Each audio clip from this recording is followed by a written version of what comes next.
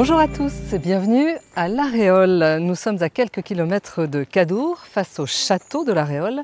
Vous le voyez derrière nous, véritable joyau de la Renaissance. Le château est ouvert, on vous invite tout l'été à venir participer au festival, découvrir les expositions et également découvrir le château côté nature. Ce week-end est un week-end un peu particulier, c'est la 20e édition de Rendez-vous au jardin partout en France.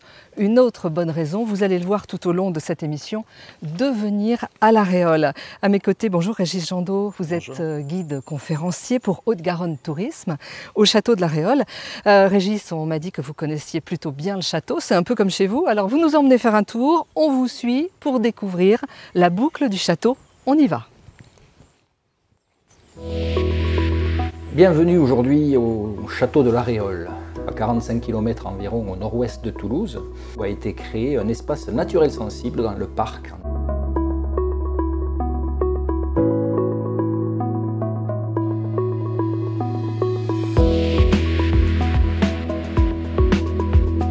Un espace naturel sensible, c'est une zone naturelle classée en raison de l'intérêt de la faune et de la flore. Tout au long du parcours, vous allez retrouver un petit balisage de couleur jaune.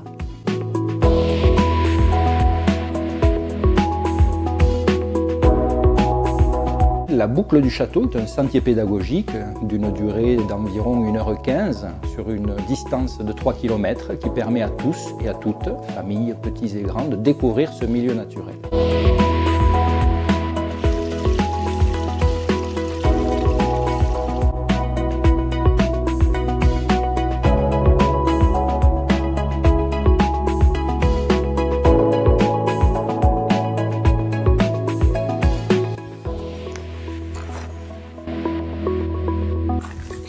De par sa topographie, le site présente une succession de milieux naturels allant de conditions sèches à très humides, avec des milieux ouverts de prairies et des zones forestières denses.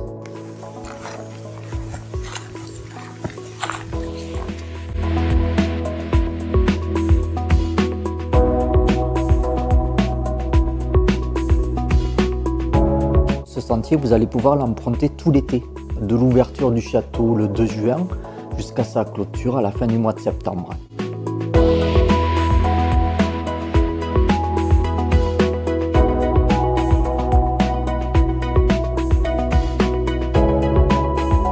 Je suis Frédéric. Je suis Régis. On est impatient de vous retrouver au château de La Réole.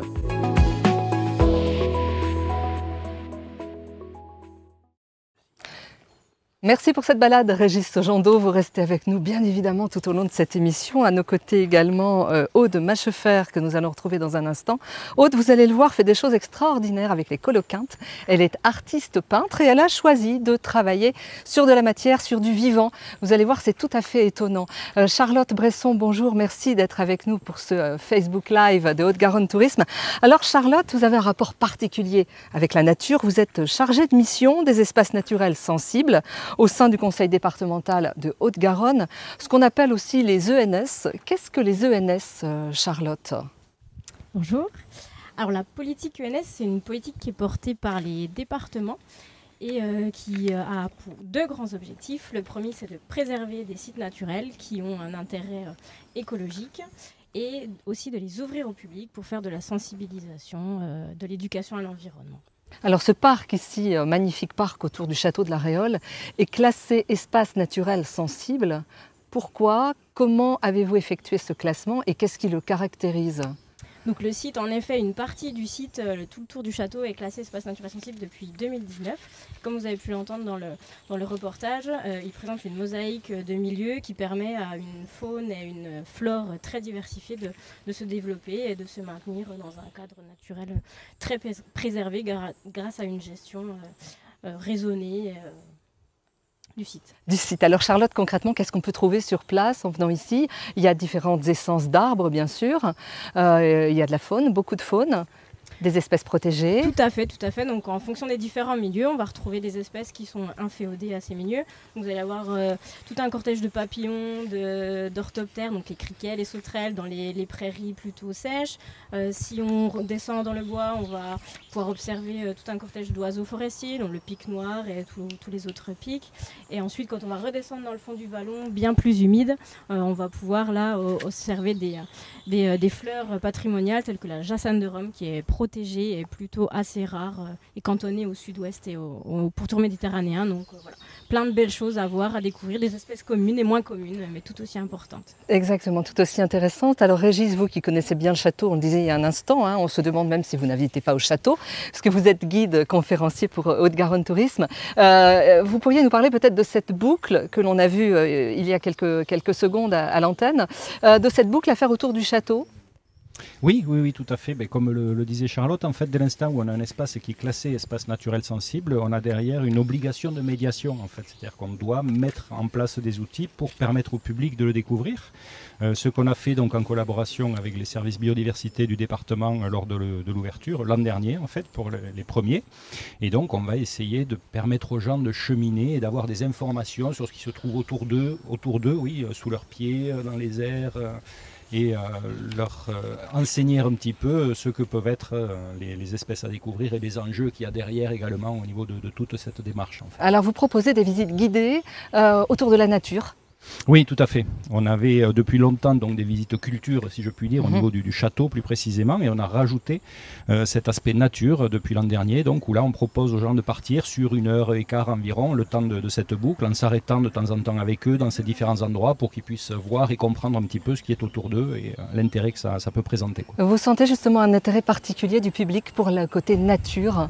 Oui, tout à fait. Oui. D'une façon générale, la randonnée reste, je pense, l'activité numéro 1 du touriste, qui soit là à la journée ou qui soit là pour des séjours plus longs. C'est une activité qui est gratuite, tout premièrement, qu'on peut effectuer effectivement sans conditions physiques particulières, avec beaucoup de plaisir, même avec des enfants. Donc voilà, il y a tout un tas de raisons qui font que les gens sont particulièrement sensibles et intéressés par cette activité. Tout à fait, de plus en plus, il semble. Oui. Gratuit, c'est important. Vous le disiez aussi, Charlotte, il y a un instant, ces espaces sont ouverts au public de manière... alors, c'est pas à l'année, certainement, puisqu'il y a des périodes de l'année où on ne peut pas y pénétrer, bien sûr, mais c'est gratuit.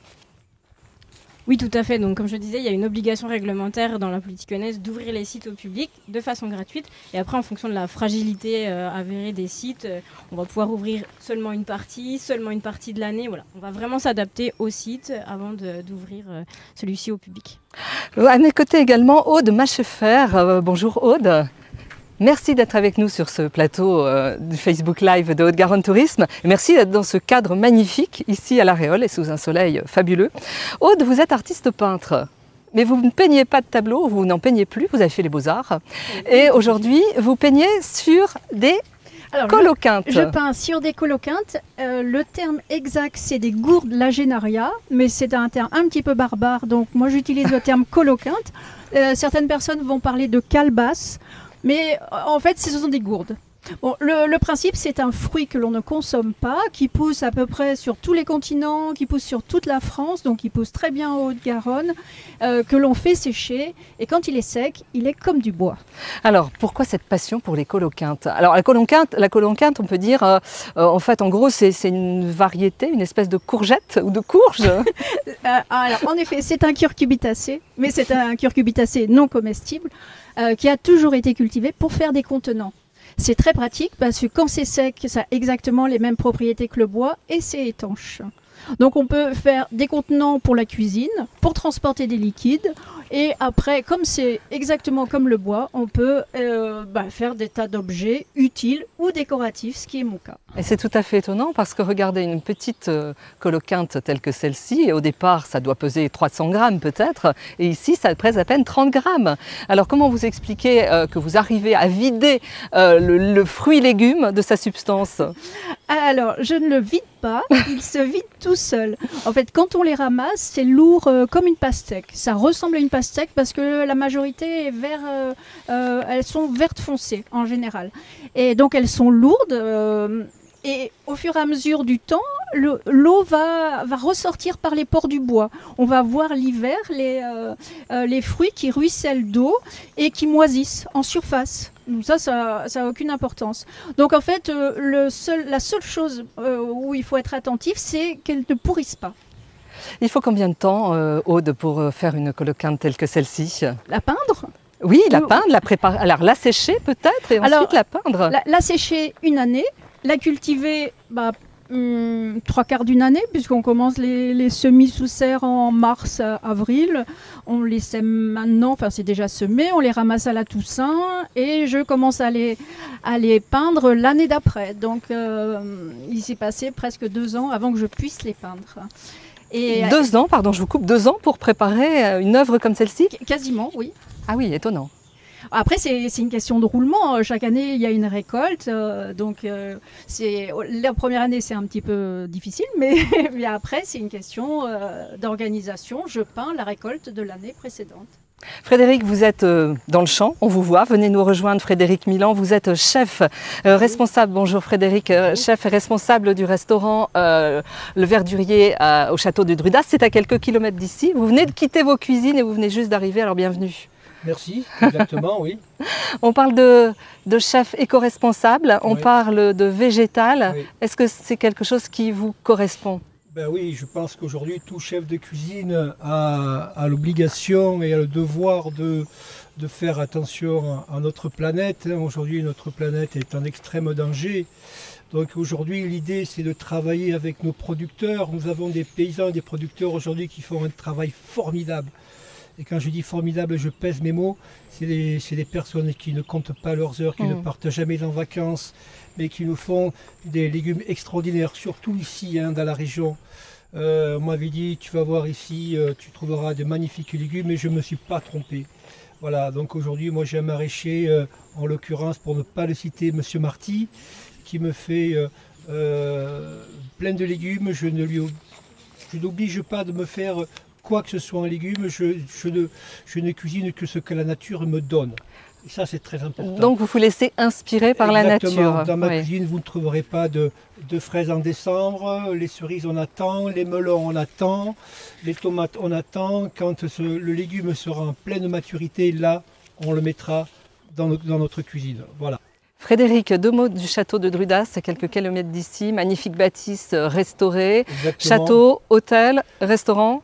Château, hôtel, restaurant, une bâtisse 1774, 18e siècle, restaurée il y a 5-6 ans par Monsieur Rossi, notre président directeur général. Un hôtel comprenant 24 chambres avec des suites et un restaurant. Alors, on a, comment dirais-je, on a de fausses idées sur les relais châteaux, car on croit que ce sont des maisons guindées avec un service surfait. Or, tout ça est complètement dépoussiéré aujourd'hui. On fait une cuisine, comment dirais-je, dans l'air du temps. Moi, je fais une cuisine légumière.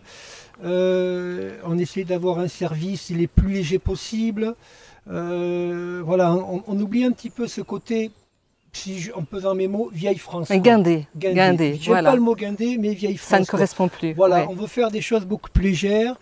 Et voilà, les prix sont ce qu'ils sont aujourd'hui. On sait très bien que la matière première coûte très cher, l'énergie coûte très cher. Donc je suis très stressé, sensible aussi au coût électrique. L'eau est une denrée très rare et très chère aujourd'hui. Tout à fait, c'est ça. Nous, aujourd'hui, on ouvre le robinet, on a de l'eau qui coule. On a des pays dans le monde, ils ne savent passer qu'une goutte de flotte, quoi. Donc voilà, on fait très attention à ça. Voilà. C'est ça, être un chef éco-responsable. Merci Frédéric, vous restez avec nous tous. Régis, on vous retrouve dans un instant parce que vous allez nous parler également de toutes les belles balades qu'il y a à faire autour du château. Peut-être, nous en sommes presque certains, que ça va vous donner envie de venir nous voir ce week-end et l'envie de passer également quelques jours autour de la Réole. L'équipe de Haute-Garonne Tourisme a déniché une très belle adresse. Vous allez voir chez Sophie et Isabelle. Ce sont des chambres d'hôtes. La Caminade, c'est à Lévignac, à quelques kilomètres d'ici. C'est parti. Nous sommes amis depuis plus de 15 ans Et Sophie a lancé l'idée d'un habitat partagé. Naturellement, on a cherché des maisons dans la région et on est tombé sur celle-ci. On a eu un coup de cœur, un coup de foudre. Et c'était quand même un havre de paix alors qu'il est en centre-bourg. Nos produits pour nos petits déjeuners ici à la Caminade, des bons fruits, des bons jus et des produits locaux si nécessaire. Pour compléter. Nous avons choisi d'appeler nos chambres Vent d'Ouest. Elle est colorée.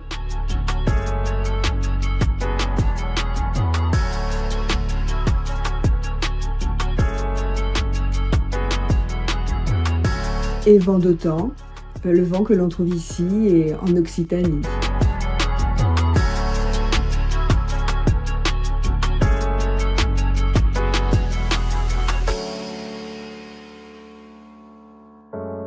En fait, c'est un vrai mystère cette maison.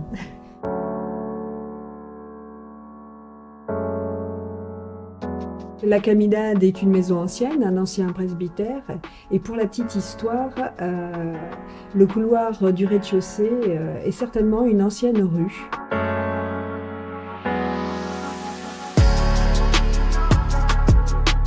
Ah oui, alors la Caminade, ça veut aussi dire le chemin en patois, en occitan.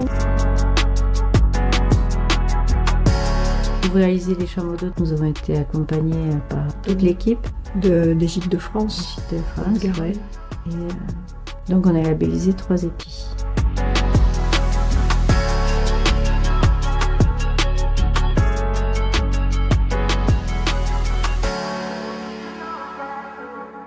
Je m'appelle Sophie. Je m'appelle Isabelle.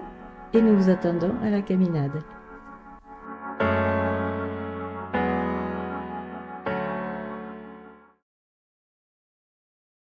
Qu'est-ce qu'on fait? On y va à la Caminade, les Vignacs, c'est à 2 pas d'ici, retrouver Sophie et Isabelle. Écoutez, ça donne envie en tous les cas, ouais, tout à fait. Ça a l'air un hébergement qui fait beaucoup envie, effectivement. Alors elles ont beaucoup travaillé, ces dames, on va les recevoir dans un instant sur le plateau. Elles ont beaucoup travaillé, elles ont fait la restauration, mais ici aussi il y a eu une magnifique restauration du château qui a duré 20 ans. Une vingtaine d'années, oui. Une vingtaine d'années, puisqu'il avait été acheté en 1984. Et parce que le département avait estimé qu'il était de son devoir de sauver de la ruine qui menaçait ce bâtiment pour qu'il passe dans le domaine public. Et effectivement, il a fallu près d'une vingtaine d'années, parce que chaque année, le département votait une tranche de travaux avec un budget alloué. Et du coup, il a fallu une vingtaine de tranches pour parvenir à la restauration de l'ensemble du site. Et on a accueilli les premiers visiteurs en 2004. Alors qu'est-ce qu'on peut faire au château aujourd'hui? On peut le visiter, on peut visiter toutes les pièces. Oui, aujourd'hui la restauration a permis de faire le tour de l'ensemble d'un niveau en fait, qui est ce qu'on appelle l'étage noble. Et dans ces salles, du coup, on a des visites guidées qui permettent de présenter à la fois le cadre, c'est-à-dire les pièces, leur histoire, est-on dans la chambre de monsieur ou celle de madame, que s'y est-il passé, comment vivait-on à ce moment-là.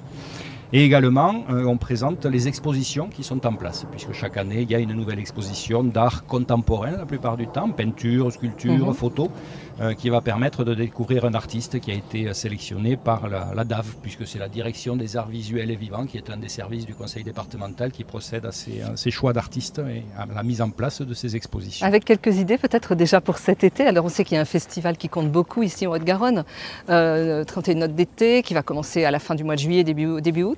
Oui, tout à fait. Il y a ce festival qui est le rendez-vous annuel durant chaque été des Haut-Garonnais et des touristes avec des artistes qui se produisent sur l'ensemble du département. L'idée étant de créer un petit peu un maillage du territoire pour porter la culture dans tous les lieux les plus reculés soient-ils du département. Et on peut découvrir des compagnies. Donc au château, ça démarrera le premier week-end du mois d'août. Et tous les week-ends du mois d'août seront offerts au public des présentations d'artistes de théâtre, de jonglerie, de chant, de tout un tas de... Avec des concerts dans le parc, des concerts le matin, des concerts en soirée, des nocturnes. En général, voilà, il y a deux temps dans la journée, avec une matinale qui est faite dans la cour du château le matin avec un petit concert qui a lieu à 11h. Et ensuite à 18h dans le parc, où là c'est une compagnie donc, qui présente un nouveau spectacle chaque jour du week-end. En fait. Charlotte Bresson, merci Régis. Charlotte Bresson, revenons sur les espaces nature, espaces naturels sensibles. Il y en a combien en Haute-Garonne ? Alors aujourd'hui, le réseau départemental des ENS compte 19 sites. On peut en classés, citer labellisés. quelques-uns peut-être? Oui, tout à fait. Bon, il y a celui-là. La petite particularité qu'il y a en Haute-Garonne, c'est qu'il y a des sites qui sont propriétés du département et d'autres qui sont portés par des porteurs de projets autres. Ça peut être des communes, des communautés de communes. Donc là, celui-ci est propriété du département. Et après, vous avez voilà, sur toute la Haute-Garonne d'autres sites. Donc je peux vous citer les lacs de Valette, à l'Érac-sur-Tarn, qui est porté par la communauté de communes Valaigo, qui est un ensemble de vieilles gravières très intéressantes, car elle abrite une héronnière magnifique, très rare dans la région. Après, vous avez beaucoup d'autres sites dans le sud du département, car on a la chance d'avoir les Pyrénées dans le département. Donc, je peux vous citer le Mont Calem, qui est une curiosité géologique et qui ce projet est porté par 2 toutes petites communes qui sont Moncaut et Arguenos, voilà, pour ne citer que, mais après voilà, il y en a 19 autres à découvrir. Des petits trésors en fait, des petites pépites voilà. à découvrir. Des petits trésors comme vos œuvres d'art. On revient vers vous, Aude. Donc Aude, votre atelier, on peut le visiter, c'est à quelques kilomètres d'ici? Oui, c'est à quelques kilomètres, dans un tout petit village qui s'appelle Séganville, qui est commune de Cavanac-Séganville. Donc moi j'accueille le public le lundi, le mardi et le mercredi sur rendez-vous. Il vaut mieux m'appeler avant de passer. Voilà, pour aller voir comment vous travaillez. Exactement. Les coloquintes, en fait, c'est un petit peu le contraire du street art. Ah, tout à fait, c'est tout à fait le contraire. J'ai pas trouvé encore le mot campagne art. C'est vite péjoratif dès qu'on parle de campagne. Garden. Ça fait un petit peu anglophone. Oui. Il faut que je trouve un mot pour compléter l'art. C'est pas du land art, mais c'est de l'art qui utilise la nature. Tout à fait, ouais, à proximité c'est de vraiment chez soi. important par rapport au street art qui utilise vraiment tout ce que l'homme a construit. Ouais. Frédéric, ça vous inspire aussi, j'imagine, de toute cette culture autour des fruits et des légumes. Vous êtes un chef créatif. Vous avez quelques années d'expérience, on peut le dire, pas beaucoup. Vous êtes quel genre de chef? Vous aimez mettre du végétal, par exemple, dans vos plats? Ben oui, je pense que le végétal aujourd'hui est indispensable dans notre cuisine. Alors aujourd'hui, l'élément phare dans les assiettes était la viande et le poisson. Donc aujourd'hui, les mœurs ont changé, le goût des clients a changé, la façon de se nourrir a changé aussi. Et aujourd'hui, on met beaucoup plus de végétal dans l'alimentation. Alors moi, je prêche aussi encore ma paroisse. Moi, j'ai une épouse qui est végétarienne. Donc déjà, je mange très peu de viande. Quand je mange de la viande, c'est de l'extrême qualité. Je me sers uniquement chez mon boucher, d'accord ? Je ne vais pas chercher de la viande de l'autre côté de la planète, hors de question. Et oui, je mange des légumes et je cuisine beaucoup de légumes au relais château de Drudas. Aujourd'hui, nous avons des fèves, nous avons des petits pois, nous avons des carottes. Cette saison. Voilà, nous avons des blettes, nous avons des petits navets, nous avons des artichauts épineux, des salades magnifiques, des herbes magnifiques. Bon, voilà quoi. Après, à nous de jongler et d'associer les saveurs et les couleurs représentatives dans nos assiettes, quoi. À vous de les sublimer.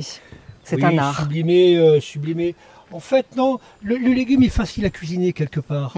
D'accord, en fait, le produit, quand il est d'une extrême fraîcheur, d'une extrême qualité, vous savez, vous prenez un sauteur, un petit peu de beurre, demi-sel, un petit peu d'eau, vous mettez une feuille de blette, des petits pois, et vous mettez tout ça à mijoter, vous dressez ça dans votre assiette, vous mettez quelques rondelles de radis dessus, un peu de pommes, et voilà, vous avez déjà un plat, quoi, vous voyez. C'est pas compliqué la cuisine légumière, quoi, voyez. On s'y voit déjà. Ben, je sais pas si on s'y voit déjà, mais je dis souvent à mes cuisiniers, le plus compliqué en cuisine, c'est de faire simple. C'est ça, effectivement. Faire court, faire simple. Ouais, qu'est-ce que vous diriez, Frédéric, d'ajouter des roses sur vos plats? Ben oui, alors aujourd'hui, on met beaucoup de... Alors moi, je travaille avec une dame qui habite sur La Rochelle, sur, je sais pas, un petit patelin dans le coin, là, j'ai oublié son nom. Emmanuel qui me fait des herbes magnifiques, me fait des micro-pousses, me fait des petits champignons shiitake, me fait des tout petits champignons. Elle fait un travail exceptionnel. Bon, je prends tout chez elle. Et aussi, elle me fait aussi des fleurs.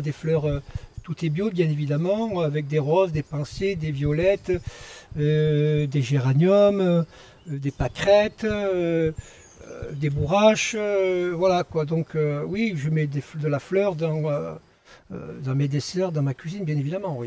Hélène Toporowski a choisi de son côté de mettre des roses dans son jardin. Vous allez voir, c'est plutôt pas mal. C'est à 2 pas d'ici, à Bellegarde-Sainte-Marie. J'ai toujours été passionnée de botanique. Depuis petite, je me souviens que dans les prés, quand mon père faisait l'élevage de vaches, je regardais chaque espèce de plante, j'essayais de comprendre leur nom, de la reconnaissance des végétaux, ça c'est quelque chose qui m'a toujours passionnée.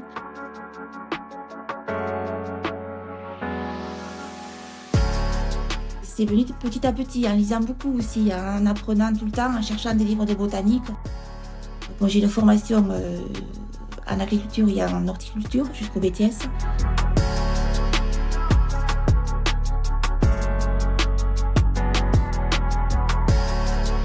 Il y a eu un gros travail d'ajout, de recherche sur les plantes grimpantes. Beaucoup de travail aussi pour l'amélioration du sol, le compost, les matières végétales, l'arrosage qu'il va falloir de toute manière se raisonner, faire attention. On évolue avec le temps, on grandit et le jardin du coup grandit avec nous. Et j'ai voulu qu'il y ait un grand mélange dans ce jardin. Donc du coup, il y a les arbres fruitiers, les roses avec les parfums, les couleurs particulières, l'histoire, les noms, Léontine, Albertine.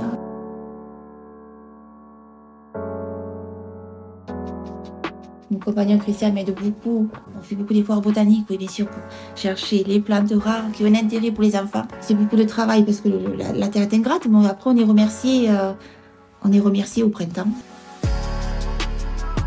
Comme je dis, c'est un jardin qui s'est créé à 4 mains. C'est pas un support, le sol. C'est une matière à part entière. Il faut le comprendre pour ensuite pouvoir vivre les plantes. Je suis Hélène Toporowski, mon compagnon Christian Palchine, et on vit dans le jardin et on fait en sorte que ça soit un endroit agréable.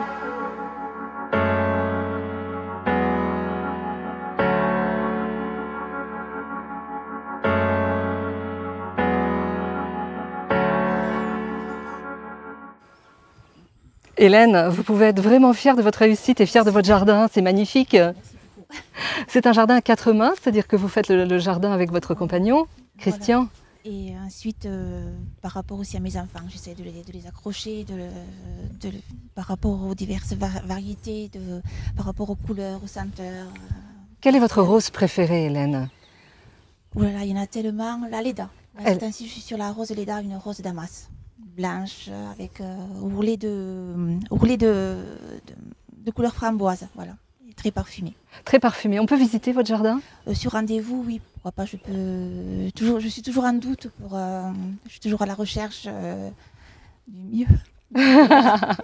Prenez confiance parce que c'est vraiment très très très joli. Et vraiment on vous invite à aller rendre visite à Hélène et à Christian, donc à Bellegarde-Sainte-Marie. Bravo aussi à vous, on vous a vu il y a quelques instants dans cette émission pour vos magnifiques chambres d'hôtes à Lévignac, charmant village, à 2 pas de Toulouse on peut le dire.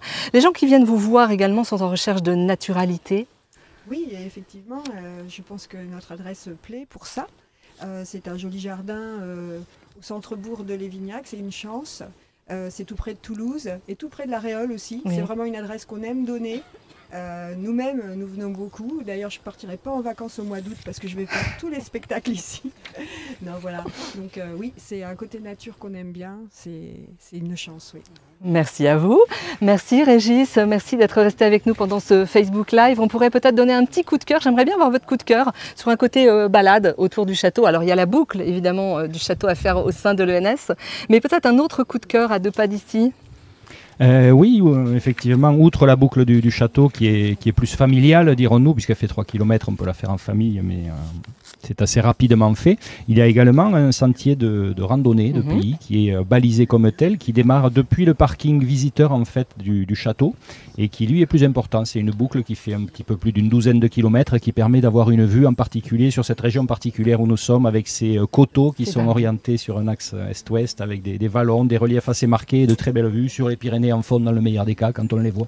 Eh bien parfait, on vient vous voir ici, vous nous donnerez toutes les informations. On compte sur vous Régis. Merci à tous. Merci à tous de nous avoir suivis pour ce Facebook Live. Vous allez pouvoir nous retrouver sur Facebook en replay et sur tous les réseaux sociaux de Haute-Garonne Tourisme. Merci à toute l'équipe qui nous a accompagnés sur le côté technique. Merci à Anne, Corinne, Frédéric, Jean. Prochain rendez-vous le 28 juillet, nous serons à Val-Cabrère pour l'ouverture du Festival du Comminges.